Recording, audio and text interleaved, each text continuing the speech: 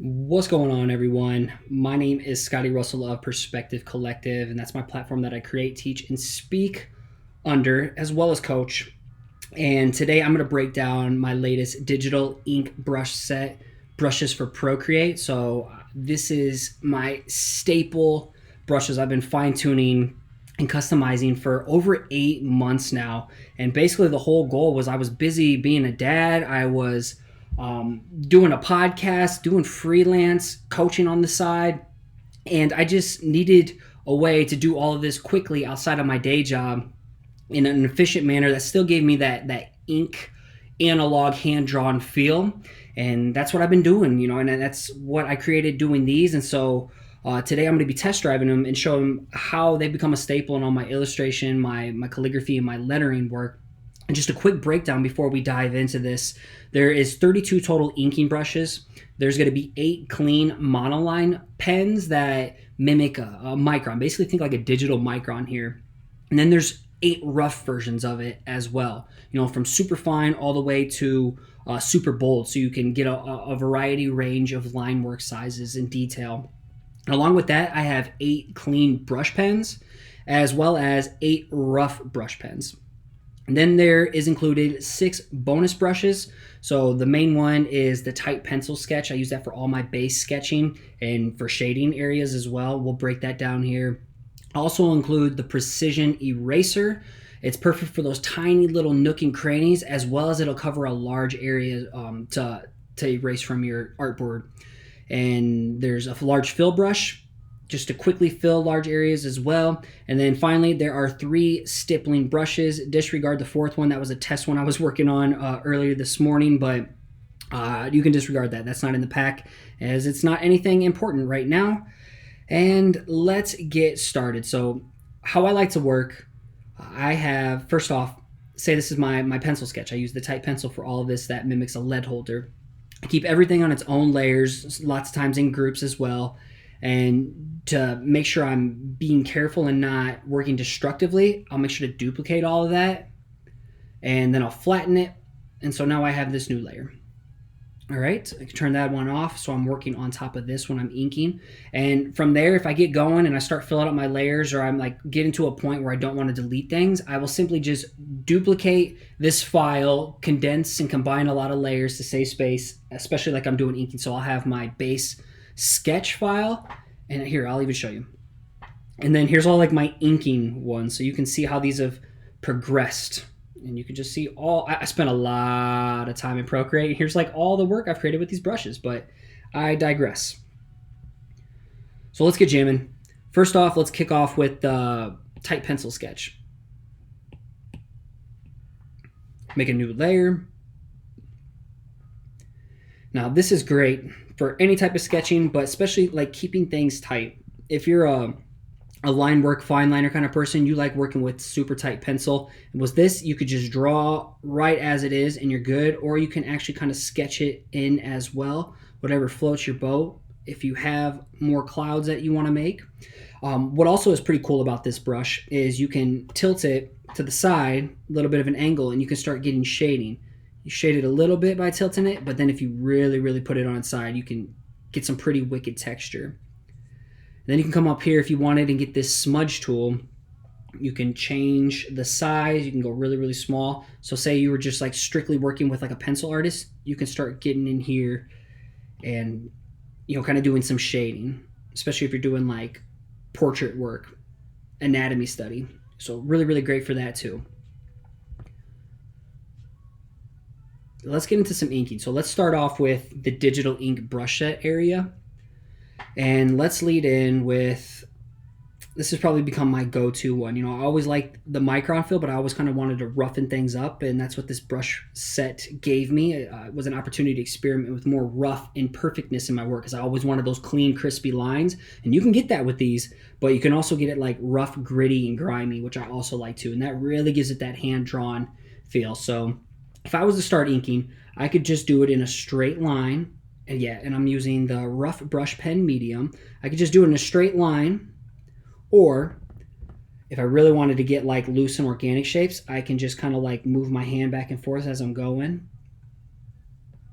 Or If you want those crispy, clean lines, you can come up here and grab one of these clean, let's just say like a clean monoline small. And I can draw out, whoa, that's big. Let's go extra fine, that's right. And I'm working on a 3000 by 3300 DPI canvas too. That way I can export to Photoshop, or I can even vectorize in Illustrator from these things. So to do a straight line, here's a quick line command. Just hold down, draw out, and instead of letting go of the pen, just keep holding it, and you'll get this quick line tool, which is pretty rad. And as soon as I let go, I get this other option to do edit shape, and I can come back and like edit that line. But I want more of the rough feel for this, so I'm going to go back to my brush. Let's see, clean brush pen. Let's go rough brush pen. And I'm going to add a little bit of wiggle so that you can get really, really thin, or you can get super thick. And I want to just do simply like that. Then I can just get working, get lost in the zone. Turn my music up a little bit. Don't know if you can hear that, but let's just get rolling.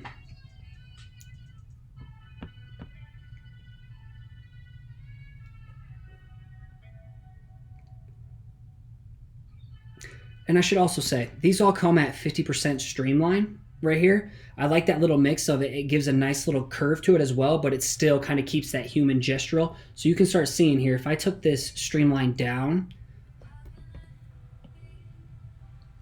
it's really, really, really mimics that more hand-drawn vibe when you go around curves. Or if I took it up all the way, you can see the big difference. It kind of keeps that circular pattern a lot better for me. But I like somewhere right in the middle. Double tap to go back. Double tap to go back. Get my 50% back on. And you can tweak these all to your own liking. There's lots of different things you can tweak in here. But if I was to continue to keep going, I'll show you some nice ways to fill things too.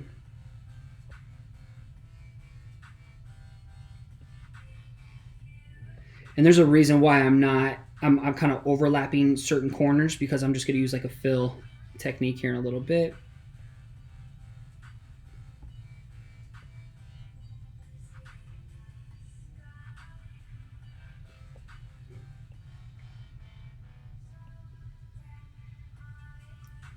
Yeah, pardon the unpolishedness.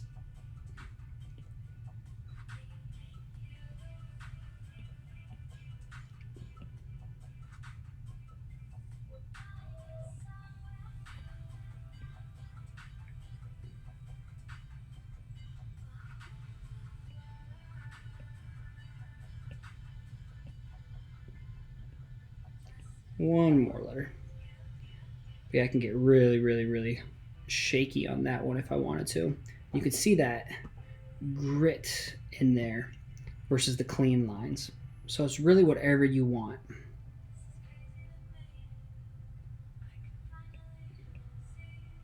Okay, so there's a couple ways I could fill this now. It all kind of depends on what you like to do within your workflow.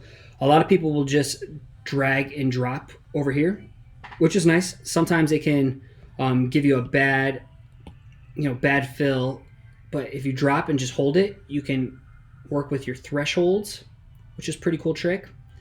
Another way you could do this too is by the color, recolor. So if you go up here to this icon of adjustments, there's a recolor. And I like this one too. I feel like this one's a little bit more accurate at times. And I can just simply tap on stuff. I feel like it fills it in a lot better. Let's go to the ink part. And let's just try, let's go clean on this one. I'm gonna use a brush pen again. I like the brush pen. Notice a huge difference of the clean ones.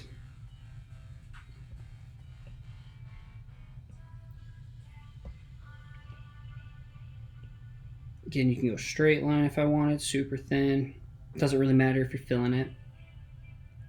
But yeah, I want to break down how I do my lettering, my illustrations, as well as calligraphy when I get to the brush set third line down here.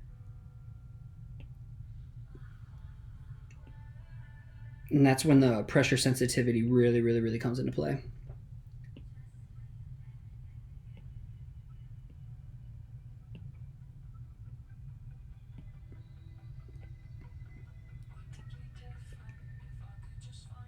Almost there. Okay, and this is where you could use the large fill too. So I could come up here with the selection. I could change it to automatic. And I can come and fill these areas, make sure my threshold is up. You can start seeing like the white, that way it's bleeding over the side. Otherwise, if I brought it down more, oh, get back. Let's just do it again. Automatic, let's just fill these in. That way I could like come over here. I didn't necessarily want to add a fill. I could come under here. I still have the selection of the INK. And I could switch over and grab that large fill brush.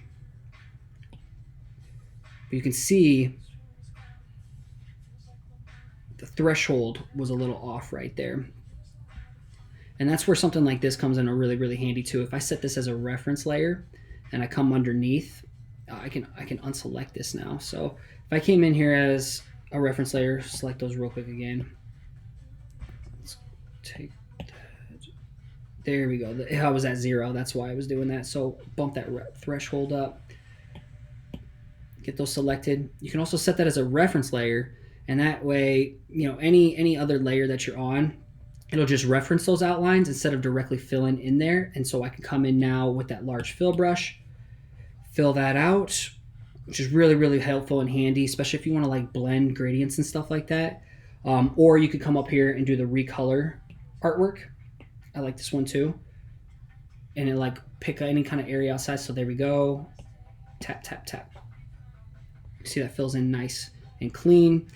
So right here, I got the outline, I got the fill, and normally I would even name these, fill, outline. But I like to get my outlines first before I like really start filling in pieces. Let's just do the grimy part too, so I can really show you, the depth and the range that you can get with the pressure sensitivity. So I still got, I think I had the clean medium brush pen selected before. All right, this is where things really, really, really get fun from an illustrative standpoint. So really, really light, or I could start a little bit thicker to light, to thick, to light, to thick, and then come back up here thick again. Come in here thin, bring it down thick, thick. And this is all just pressure sensitivity.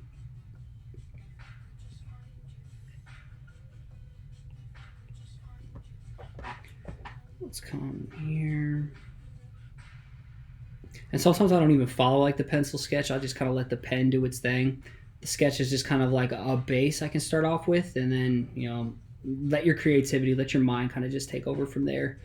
Here's another cool thing. So if you see me, I just press the screen once and I get this like quick tool selection. And I got this from Maggie Interios of Little Patterns.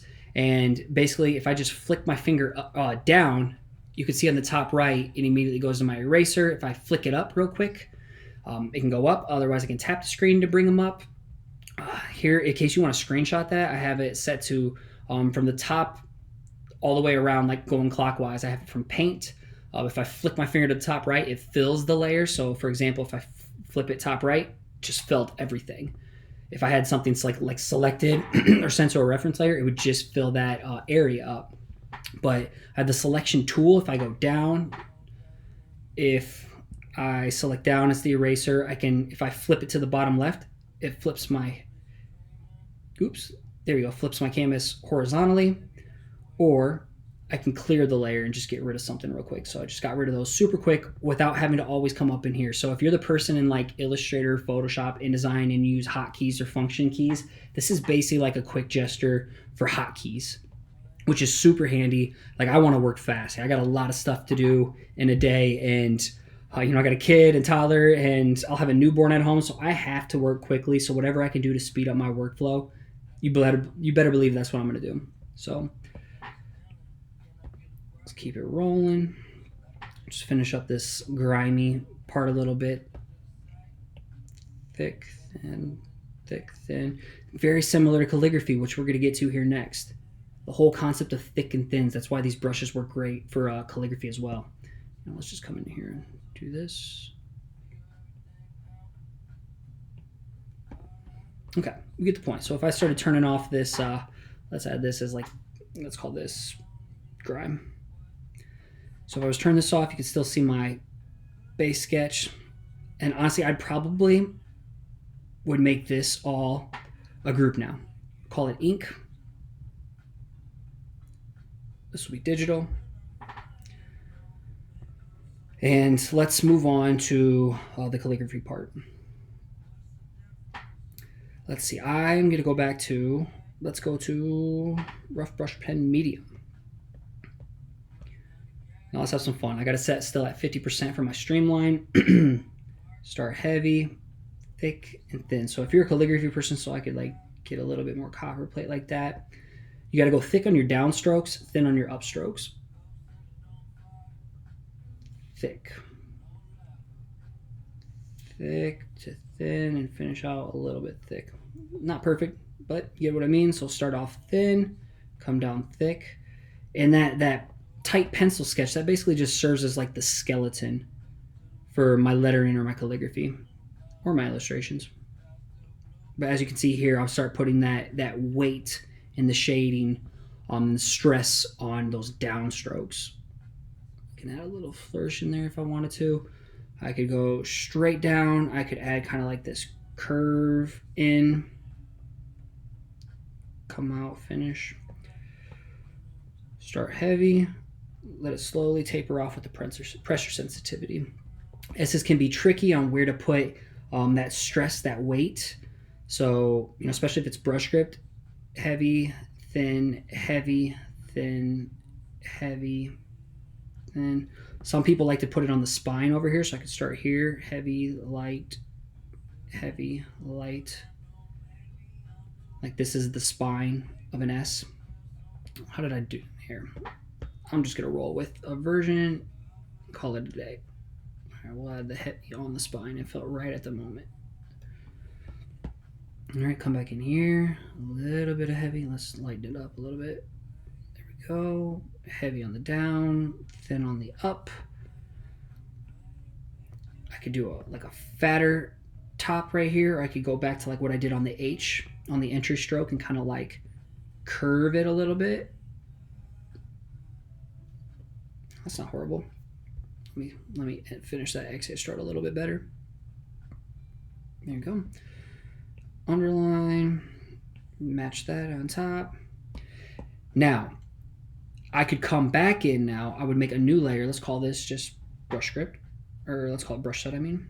I would add on top of it. Now, if I wanted to like bolden and touch up spots, instead of like doing it right on that native layer, now if I wanted to like come in and bolden certain areas, I could like fix some spots. Or if I wanted to like touch up over here, I could a little bit just to like polish these edges up. I could even get a smaller brush, like say the brush pen small. Really come and polish. I'll come in here, add those off the top. Find a way to add some consistency. So if I was going to do that here, I would have to do it like over here as well as like over here, just for that consistency. But yeah, you get the point. Right here, this S could really use some TLC.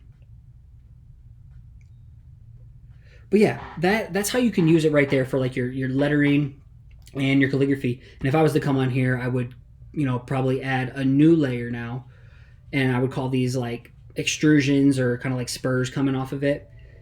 And how I was going to do this, I would start off super light and I'd finish heavy.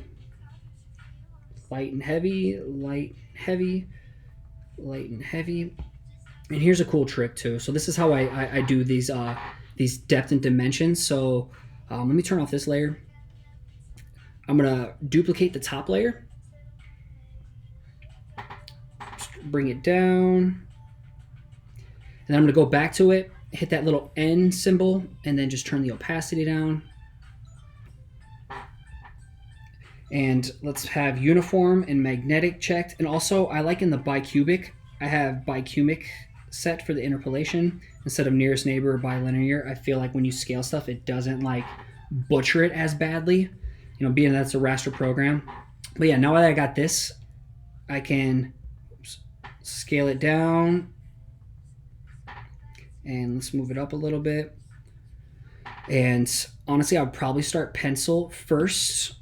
Make a new layer above it, and kind of connect the dots here. So boom, boom. So you can kind of see where I get those extrusions from. Connect the dots, that's all it is. Which is cool. So then I would come and hide this layer. I would create a new layer on top of it. Then go get my inking brush. And here we go, thin to light. Thin to light.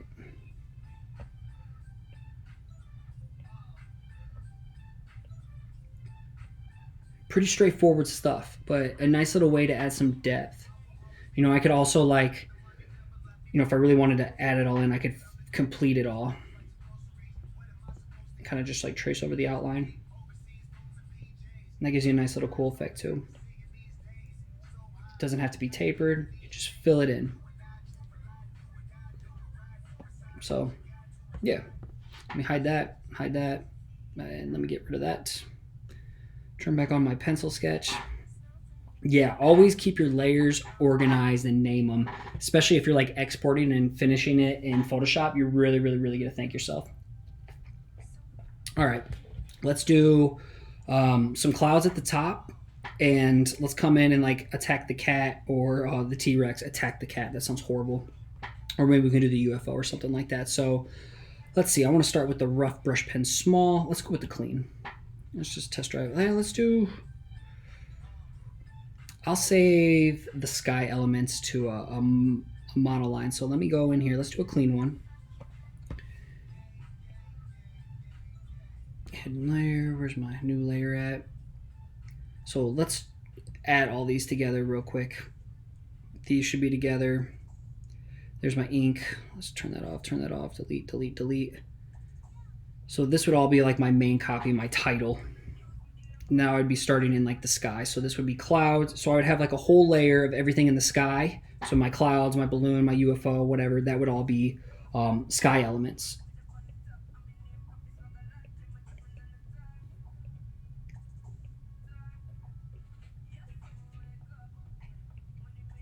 This is where that pressure sensitivity, again, as an illustrator, or even if you're like a comic book artist, these are really, really good for those too.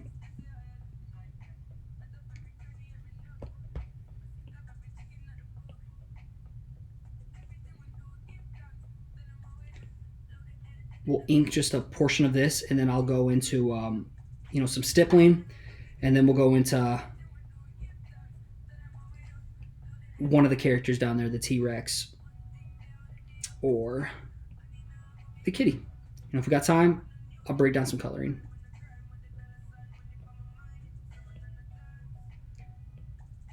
All right, I'd say that's pretty good, but you can really start seeing it take shape now. Let's finish this last one. That way I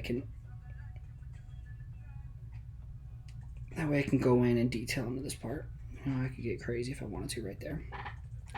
So I'll add a new layer above it or below it, doesn't matter for this case. And I'm gonna go rock my stipple brush bold. And again, that pressure sensitivity will really come into play here. I like to start really, really light and then start building it up.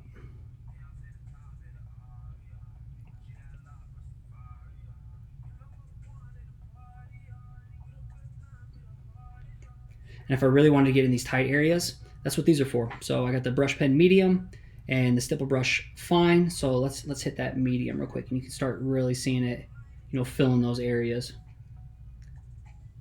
Especially on some of these like smaller parts, like, you know, like on the pizza, if I wanted to like get this crust area, if I wanted to get a pepperoni in there. Again, so now I can really hit those. I keep it a little bit darker at the top and then lighten it in the body as it starts coming in. You know, keep it lighter over here. That way these illustrative focal points of the title stand out more. Fade them in. Now, say I got a little too heavy on these. A cool little tip. So yeah, say I got like too heavy up in this area. If you hold down on the eraser, instead of just tapping your eraser at the top right or like going on my quick tool selection and just moving down. Say I get back on my brush again. If I just hold down on the eraser icon, that flips whatever brush you're using as like your main brush. That'll flip it to your eraser. So let me just pick something else again to showcase what I mean. So I have clean mono, the precision eraser. All right, I can break that down here in a second too. So as you can see here, I got my stipple brush. I got my eraser set to the eraser, but if I hold down now on the eraser, it swaps with the current brush that I'm using for the other brush. So now that is my eraser, is that stipple brush, and I can come back in and lighten things up. All right. So say also that I wanted to come and like clean up, say like the word ink real quick. Turn this layer off. Say something was just bothering me. I wanted to make it like organically just a little rougher. This is where I would come in with my precision eraser. So say I wanted to add in like maybe some cuts in here. Oh, let's combine these. So make a layer, just not to work non-destructively. Duplicate that, turn that off, flatten it. So now that my outline and my fill are together. So say I wanted to like, oops. There we go. Backstep a couple. Took my wrong layers down. Let's move this one in here. Duplicate this, put it out here. That way it's just a backup. Gotta back up your backup. Collapse all those. All I'm doing is just like pinching all of those together. All right. So here we go. I want to like add in kind of nice little effects like this. You can see I can get super, super, super thin, or it can get really, really, really thick. If I wanted to come and tighten up my edges, you know, if you're a micron person and you're like drawing on white paper, I would just have to come in with like a white gel pen or a white paint pen to kind of do this effect to tighten up my edges. But you know, that's what this tight eraser's for, is to like really get in those tight nooks and crannies. Like right in here, if I wanted to like add something, I could really get in there and get it and add some kind of inline details. So, or if I really want to just get bigger, I can come in here and just pressure sensitivity and really trim that down. Interesting, interesting, interesting. Let's add a little bit more stippling shading. I know I'm kind of all over the place right now, but there's so many things I want to show you and just not enough time. But yes, now I'll come back in here. I'm going to quicken it up a little bit.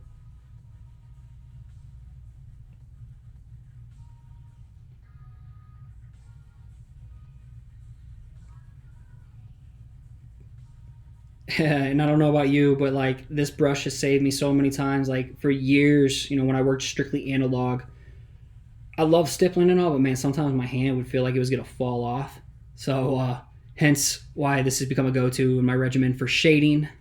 I saw someone else for one of the challenges, they use this as like texture, which you could totally do this. Here's a quick little cool thing you could do too. So I could make like a mask real quick. Let's make a mask on top of this. And I could come in and start adding some texture with the stipple brush, make sure it's set to black. Yeah, and I could start like adding texture in here. Instead of like erasing, I could add texture to stuff. So yeah, somebody used like this as texture to add like foam to beard for their ink brush challenge that I put out leading up to the hype. So it's a cool little effect you can do. Let's go back up to the cloud. Continue to add to that. But you can start seeing like that depth coming in if I turn off this background layer. So again, my process is to work with the tight pencil, build up my base sketch, and then I'll do my first wave of inking. Then I'll go in filling. And then once I get like the inking done, I'll come back in. So let's call this just clouds here. This will be stippling layer. And then eventually I would come back in and like bolden things up with a second wave of inking. So I could use that same brush as earlier, or I could go a little bit bigger.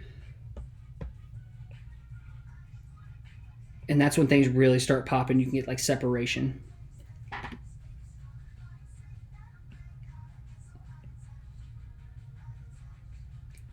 kind of come in here if I wanted to.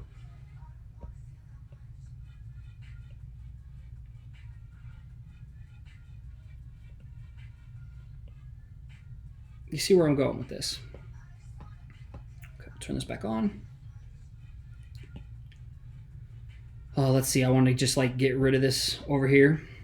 You see, it's kind of just hanging out that stippling. So select my layer and flick down with the quick tool.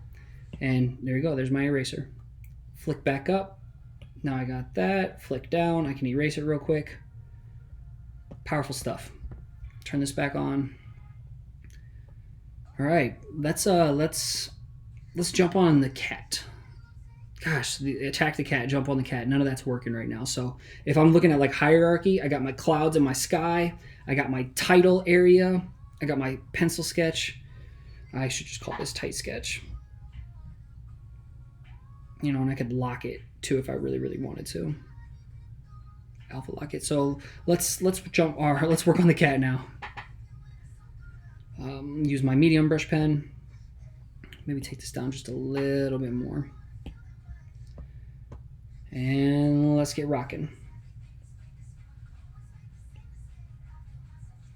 So now if you start like looking at the cover artwork, you can really start seeing like and guessing what brushes, not really guess, you would know which brushes I used. But I really like the rough these days just because it like gives me permission to not be perfect or have to try to be perfect. Perfection doesn't exist. You know?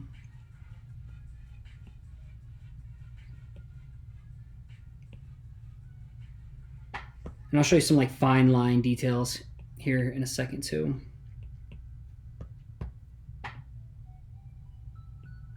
So we've gone over like tight pencil sketching, we've gone over like outlining, we've gone over stippling and the shading that you can get from it, and then hitting another wave of outlines, but we haven't gone into like the fine detail part. We've broken down calligraphy, lettering. But my favorite part always is like the detail. So let me get some of this face of the cat done real quick. Check my timing. Got about 5 minutes left in this.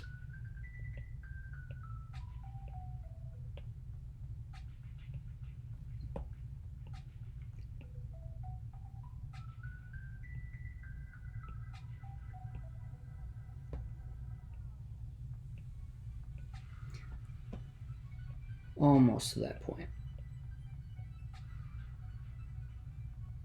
We'll save that.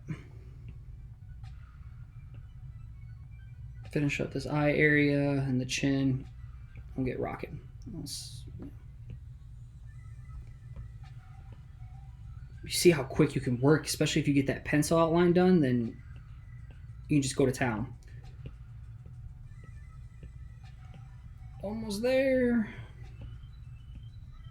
Okay, let's go to the detail part. So we got the outline for the cat now. We'll call this Kitty. And let's go start doing some line work. And this will come over time. So I could do shading first. Honestly, I would probably do like some stippling first. If you look at the cover artwork, you can see the stippling. But let's come in there with like the fine details now. And we'll call these details, I'll just call them deets in the meantime.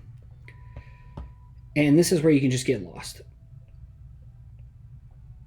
And that's where like your line work, your hatching, all that type of stuff comes into play. Let's add that in here. I can come in here, you know, finding like the curve of an ear, the curve of a nose. Come in here and add this other backline. I could add some cross hatching here. Add this over on this ear too.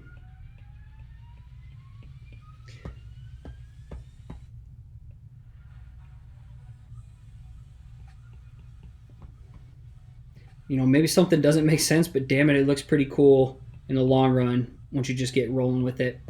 And don't think too much. Just have some fun. You know, I could just start adding things like little subtle line work.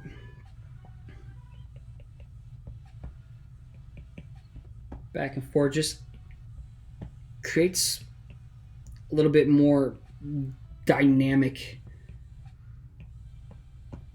in your drawing. Like someone might not notice it, but like when it starts looking together, like when you zoom out and you see it all together, you're like, holy crap, it starts really start creating some depth. That's what I'm looking for. Let me go back in here, add this last part. It's all about the details.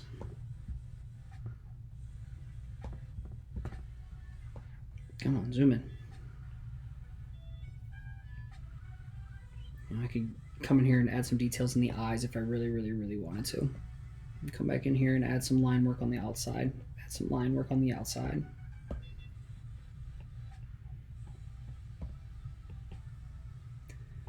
So last thing, here's a cool tip too, and we'll finish off just using like text, breaking down some text in here. So that's what I would use on all of this. Let's add some text on a new letter. So let's make this a group called Kitty. And this would be like my lower thirds region. So this would kind of be like the value proposition, or not necessarily value, but a feature. So let's add some text. Then we'll go over the text with a clean monoline and a rough monoline and call it a day. So go in here, text, add text. I want something that's more condensed. Let's move this down so we can see it. Condensed fonts for labels and packaging and marketing allow you to fill more room. State the obvious, but I like, let's just use DIN for an example here. So I think I'm on DIN condensed. I like that font. Kind of the brand font that I used for this was Futura condensed from Adobe Fonts. So I like that. Let's edit it. And over here, that little icon brings up your artboard. Let's call this 32 brushes for Procreate. Edit the style. Let's bump the tracking up just a smidge. Size up. Maybe take it down a little bit. All right. Take the tight sketch off. So you could come in here and like, if you wanted to just reference a font, but still like do a skeleton, then put your own spin on it. Maybe mine would be something like maybe something like this.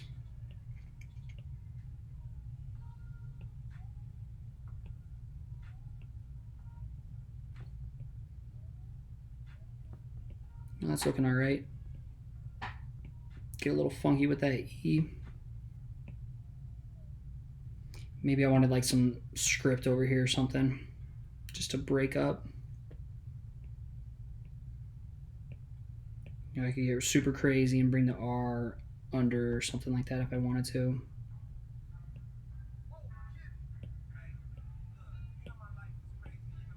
We'll come in, ink these with the monolines, call it good. All right, so let's turn that off. Got my tight pencil sketch. We can turn this down a little bit. Let's group these 3 layers. This top one's going to be my inking. And let's break down. Let's go first. Let's do clean monoline small. Let's go a little bit smaller. Let's go extra fine. That seems to be like my go-to. Oops.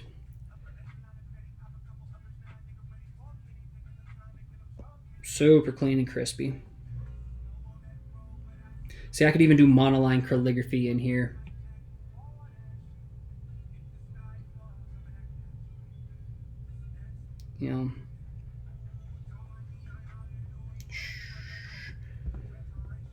Keep it rolling. Again, this is set at 50% streamline. It's whatever you want.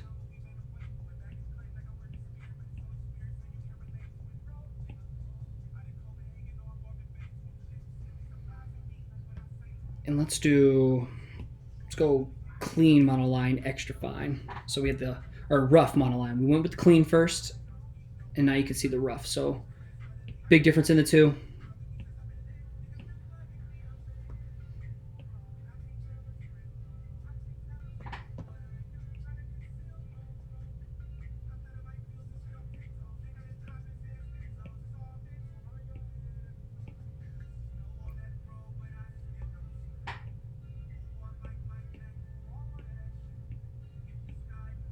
There we go. And maybe I wanted to like come in here and get a little bit smaller. Maybe with a smaller brush pen, let's do extra fine.